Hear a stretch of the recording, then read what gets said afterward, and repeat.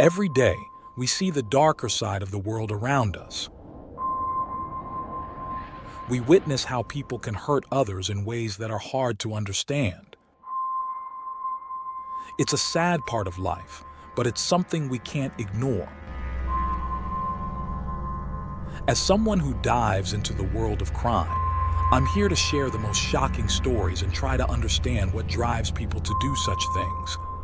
I'm Michael, and today, I've got another unreal true crime story for you. On a chilly December night in 2016, the peace of a quiet Toronto neighborhood was shattered by the sound of a woman's screams. Screams that suddenly stopped as quickly as they began. Inside the house, three kids were asleep, completely unaware of the terrible events unfolding just a few rooms away. By the next morning, 40-year-old Dr. Elena Frick, a well-loved doctor and mother of three, had disappeared.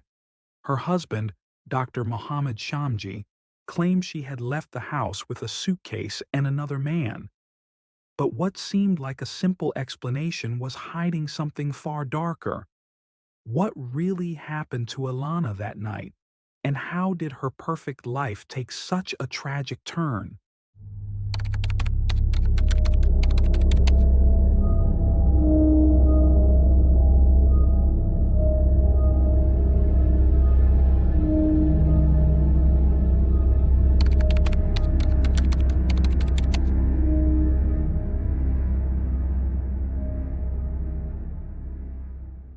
Alana Frick was born in 1977 in Windsor, Canada, to Joseph and Anna Frick. She had an older sister named Caroline. Her parents were originally from Croatia and had moved to Canada in the 1960s to work for General Motors. After Caroline's birth in 1970, the Fricks faced heartbreak, losing two pregnancies and being told by doctors they wouldn't be able to have more children. Against all odds, Ilana was born in 1977, and her parents saw her as nothing short of a miracle. When Elena was young, the family relocated from Windsor to Tecumseh, a small town in southwestern Ontario where she grew up. Known as a bright and curious child, Elena spent much of her free time immersed in books. She attended St. Peter's Elementary School and later Santa Ana High School. In high school, she participated in Croatian folk dance and spent her summers working in nearby cornfields. Elena was also athletic, joining her school's track and field team. During her school years, Elana met a boy named Mathieu Renaud, and the two quickly became inseparable. They shared everything, from meals with each other's families to a deep love for music. In the 1990s, they fulfilled a shared dream of attending a Nirvana concert, their favorite band. Their bond seemed unshakable, and friends and family believed they were destined to marry. However, life took a turn after high school when Alana began studying medicine at the University of Ottawa, while Mathieu stayed in their hometown. The long-distance relationship proved challenging, and despite their engagement, Elena eventually ended it, focusing entirely on her studies. Elena's drive to succeed stemmed from witnessing her parents' grueling work at the General Motors factory. She often remarked on how exhausting their jobs were and resolved to secure a career that offered financial stability and a better quality of life. Her determination paid off, and she excelled during her time at medical school. In 2003, while working as a resident at the Ottawa Hospital, Ilana was playing pool in the recreation room when she caught the eye of Mohammed Shamji, a neurosurgery resident. Mohammed, the son of renowned thoracic surgeon Dr. Farid Shamji, came from a wealthy and prestigious family in Ottawa. He had attended the country's best schools and was considered a medical prodigy. Mohammed began joining Ilana for games of pool and eventually asked her out. Ilana was captivated by his intelligence, ambition, and elite background. Despite her growing feelings, she sometimes doubted whether she was good enough for him. Their relationship, however, was far from perfect. While Ilana was deeply invested, Muhammad's behavior often left her disappointed. He skipped her medical school graduation under the pretense of being ill, only for her to later discover he had been out with friends.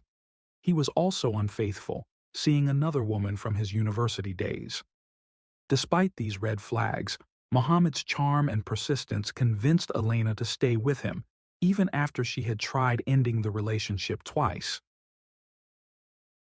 In April 2004, Elena introduced Muhammad to her parents. Joseph and Anna were unimpressed, finding him distant and disinterested in engaging with them.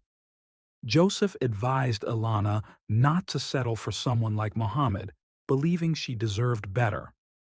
One morning, Anna overheard the couple arguing.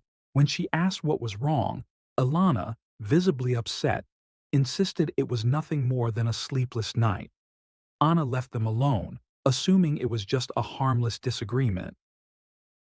Not long after, Elena discovered she was pregnant. Muhammad faced a dilemma, as his Muslim parents would be furious about an out-of-wedlock child and his choice to marry outside their faith. Weighing his options, Muhammad decided marriage was the best solution. Together, he and Elena began planning two weddings, one to honor his family's traditions and another for hers. On September 1st, 2004, Elena and Muhammad held a traditional Muslim ceremony in Ottawa. At nearly 5 months pregnant, Elena adhered to the customs, including having her hands adorned with intricate henna designs, which her Christian mother found unsettling. The wedding highlighted the stark contrast between the couple's backgrounds. Elena's guests were primarily hard-working relatives, while Muhammad's were prominent figures in the medical community. Alcohol was officially forbidden at the ceremony, though some guests discreetly drank in the parking lot. While their union seemed like a compromise between their different worlds, the complexities of their relationship hinted at the challenges that lay ahead. Before their second wedding at a Catholic church, Elena and Muhammad were required to attend several counseling sessions. Muhammad, however, refused to participate and asked John Mark, a mutual friend, to attend in his place. When John declined, the sessions were skipped entirely. Despite Muhammad's indifference and lack of effort, the couple proceeded with a small wedding ceremony at St. Francis of Assisi Church in Windsor. Unlike their first wedding, this one was modest, with fewer guests. To hide the lingering henna tattoos on her hands, Elena wore elbow-length white gloves. After the ceremony, the couple rode in a limousine to the Caesars Hotel and Casino, where they spent part of their honeymoon. Shortly after, they purchased a home in Ottawa and moved there. Elena began working as a family doctor at the Ottawa Hospital, while Muhammad continued his residency in neurosurgery. In January 2005, after a challenging pregnancy, Elena gave birth to a baby girl. She was overjoyed by the arrival of her daughter, but Muhammad appeared detached and uninvolved. His focus remained on his career, often retreating to the upstairs study as soon as he returned home, barely interacting with his wife or child. Tensions grew when Muhammad's family visited shortly after the baby's birth. Elena, upstairs breastfeeding, didn't come down to greet them, which enraged Muhammad. Later, he berated her, claiming it was her duty to welcome guests at the door as a sign of respect. Feeling increasingly isolated, Elena confided in her parents, saying she felt as if she were walking on eggshells in her own home. Over time, Muhammad's controlling behavior escalated, and he began having unprovoked fits of anger. While Elena rarely spoke about her struggles, friends and family noticed her growing unhappiness. Muhammad also criticized her appearance, ridiculing her weight gain and belittling her cooking. A month after the baby's birth, tensions reached a breaking point when Muhammad, in a panic, called Elena's parents, claiming she wanted a divorce.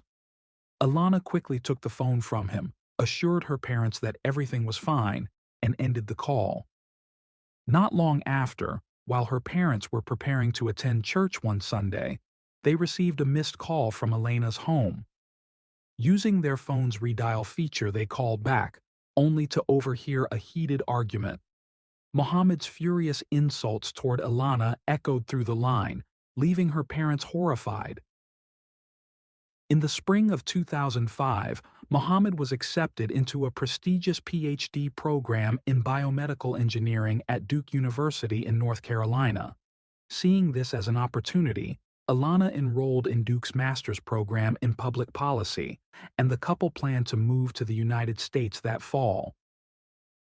However, just days before the move, an argument turned violent, and Mohammed physically assaulted Ilana. Terrified, she took her daughter and sought refuge at a friend's apartment. Mohammed, unaware of her location, began calling mutual friends until he eventually found her. After 3 days, he promised to stay with his parents if she returned home. Still afraid, Elena agreed, but asked John Mark to stay nearby for protection until her own parents could arrive. Following the incident, Mohammed faced 3 criminal charges, 1 for assaulting Ilana and 2 for issuing threats. These charges jeopardized both his career and his ability to cross the U.S. border to begin his studies at Duke. To salvage his future, Mohammed worked to reconcile with Ilana. A few weeks later, the family baptized their daughter in a church in Windsor. When guests at the reception asked why Mohammed wasn't there, Ilana told some he was working, but privately admitted to her cousin Rob that they'd had another fight. Rob urged her to leave Mohammed, assuring her she could find someone who truly loved her. Ilana, however, insisted they would work things out. On July 27, 2005, the authorities agreed to drop the charges against Mohammed if he signed a peace bond. As part of the agreement, he had to acknowledge that Ilana had reasonable grounds to fear him and accept a 12-month probation. With the charges dismissed just in time, Mohammed was able to begin his PhD at Duke and cross the border without issue. He moved to Durham, North Carolina, to start his program, and Ilana and their daughter joined him a few months later. Friends and family couldn't understand why Ilana returned to Mohammed. She was intelligent, financially independent, and had the unwavering support of her family. While some speculated that she was drawn to the status her relationship with Mohammed provided, others believed she truly loved him and held on to hope that their relationship could improve. In Durham, the couple settled into a routine. They began running marathons together, often waking up before dawn to train. Afterward, Ilana would drop their daughter off at daycare before heading to Duke University with Mohammed. Mohammed excelled in his program, completing his 5-year PhD in just 3.5 years. Despite his professional success, the cracks in their marriage remained, hinting at deeper challenges that could not be resolved by a change in location. Ilana excelled during her studies at Duke University, earning a rare scholarship that covered most of her tuition and being recognized as the best in her class.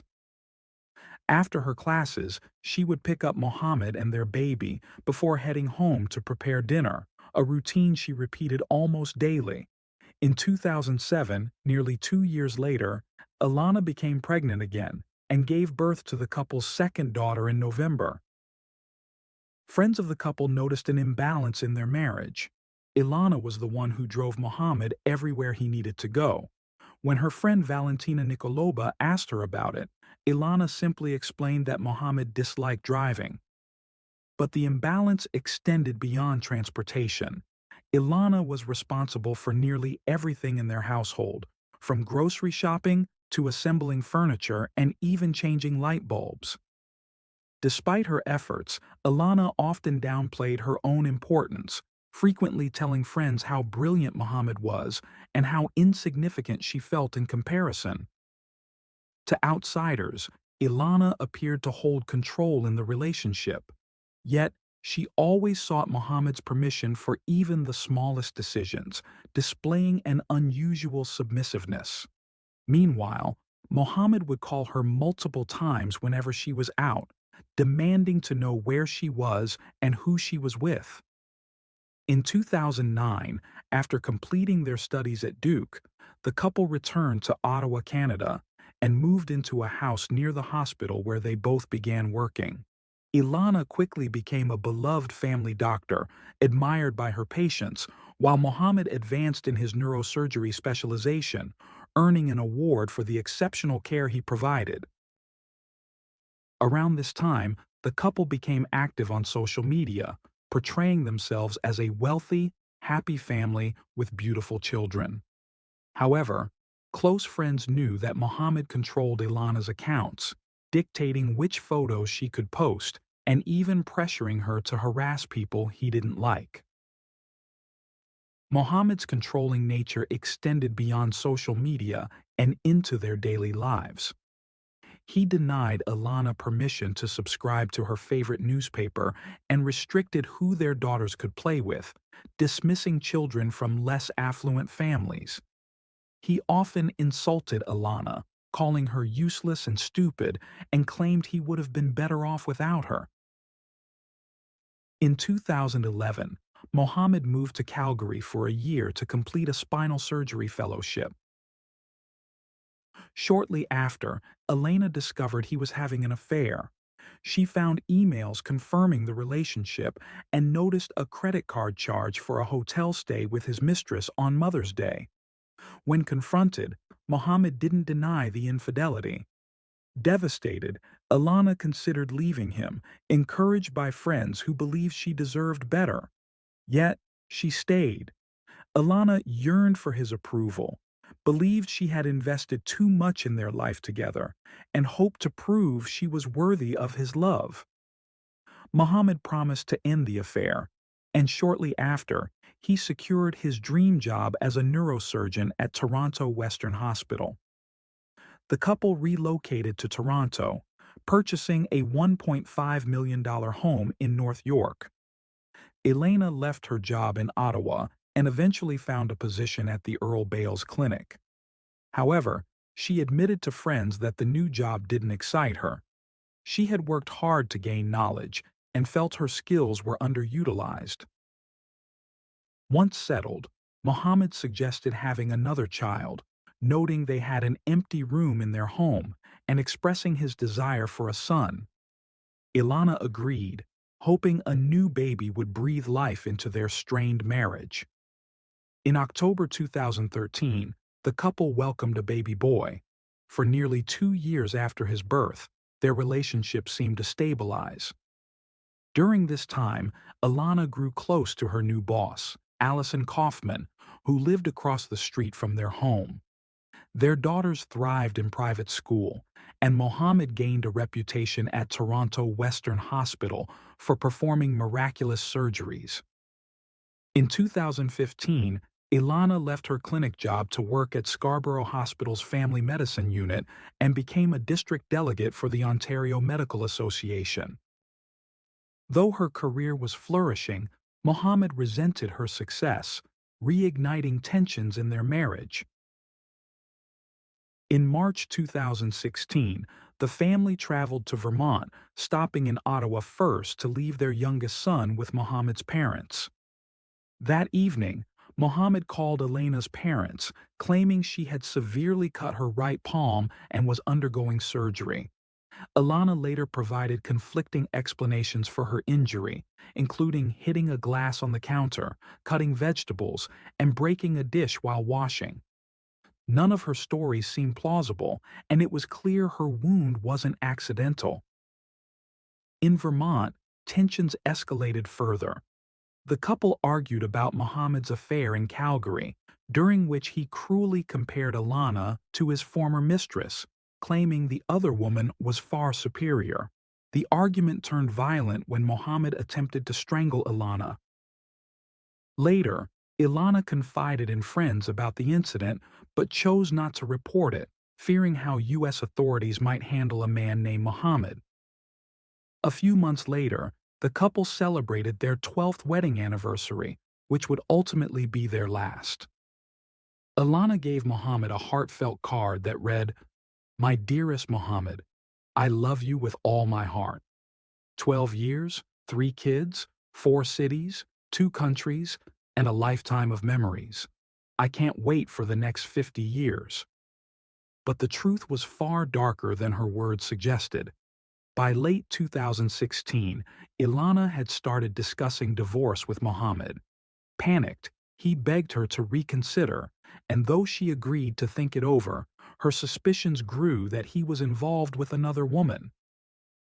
When Ilana confided her suspicions to her friends, one jokingly suggested that she should get a lover herself. Surprisingly, Ilana did just that. She met another doctor who was also married with children. He treated her with kindness and made her feel desired again. Ilana later told a friend it was the first time she'd experienced a shred of happiness since marrying Mohammed. Her lover encouraged her to leave Mohammed and imagine a life without him. Emboldened, Ilana consulted a lawyer to initiate divorce proceedings. She revealed something she hadn't told anyone else, that Mohammed had assaulted her violently in October. It was the final straw for Ilana, who decided she needed to leave, not just for herself, but for the safety of her children. By late November, Ilana officially filed for divorce. Mohammed attempted to win her back by gifting her a large box of chocolates, but she remained resolute. On November 24th, she sent an email to a friend apologizing for her recent absence. "I'm in the process of separating from my husband, and things at home are chaotic. I'll try to catch up with you this weekend. I'll be away at a conference." Ilana attended the conference that Friday, where she spoke on panels, networked, and socialized. Mohammed messaged her throughout the weekend, feigning the role of a supportive husband. Upon returning home Sunday night, Ilana told her close friends that she had served Mohammed with divorce papers. Her lawyer had contacted him on Monday, emphasizing Ilana's desire for an amicable and swift resolution and requesting full financial disclosure. Ilana moved into the basement of their home, but Mohammed repeatedly moved her belongings back into the master bedroom. On December 1st, 2016, Ilana's family tried unsuccessfully to reach her throughout the day.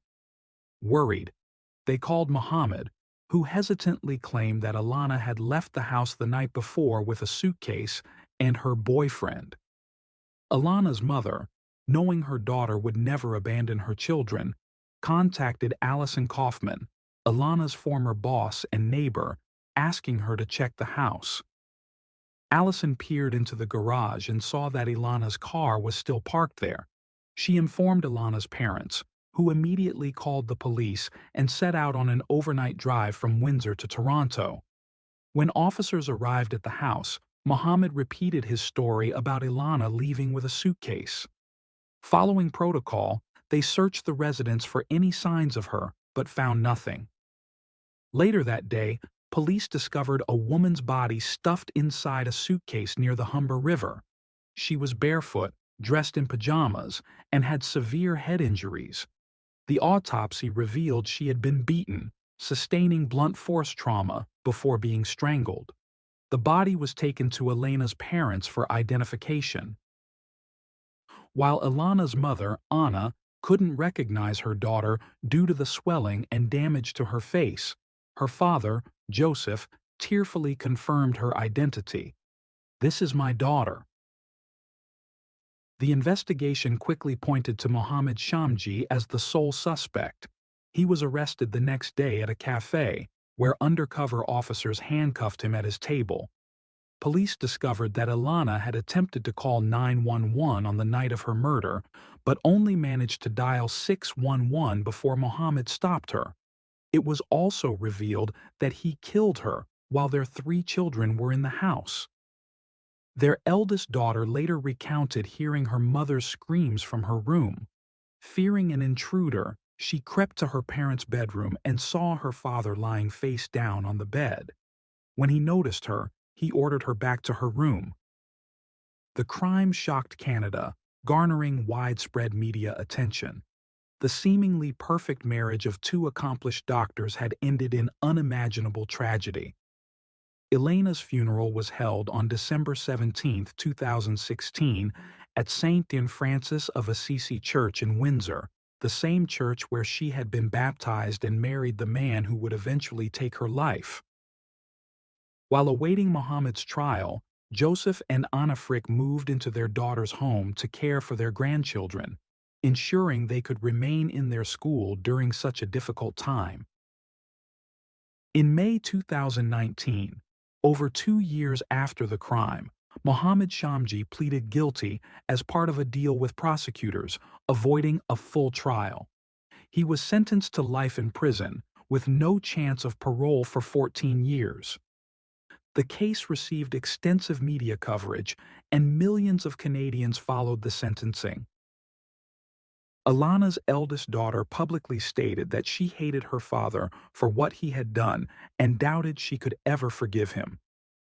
Today, Alana's children live with their maternal grandparents in Windsor. They frequently talk about their mother, but refuse to mention their father's name.